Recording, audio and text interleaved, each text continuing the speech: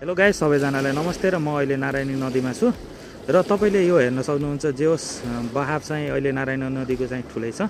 र मैले चाहिँ सबैभन्दा मेन प्रब्लम भनेको यो देख्छु है, यो भनेको राइनो क्रुज हो, जुन चाहिँ नारायणी नदीको सबैभन्दा ठुलो सिप हो। तपाईँले हेर्न सक्नुहुन्छ यो चाहिँ ठ्याक्कै अहिले चाहिँ यहाँ लगाइराखेको छ र पानीको बहाव चाहिँ अहिले यस्तो छ।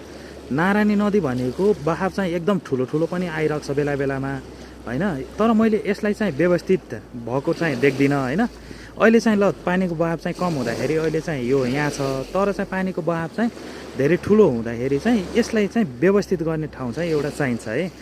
खै अहिले उहाँहरूले के सोचेर यहाँ राख्नुभएको छ, अब केही सोचेरै राख्नुभयो होला होइन, व्यवस्थित ठाउँ नभएको पनि हुनसक्छ। र यसलाई चाहिँ पानीको बहाव चाहिँ ठुलो आउँदाखेरि चाहिँ अलिकति राम्रो व्यवस्थित ठाउँ चाहिँ राख्नुपर्छ, नभए चाहिँ यसको चाहिँ अलिकति ठुलै क्षति हुन जान्छ। किनकि नारायणी नदीको सबैभन्दा ठुलो सिप हो, जुन अलिकति फेमसै छ, राइनो क्रुज हो।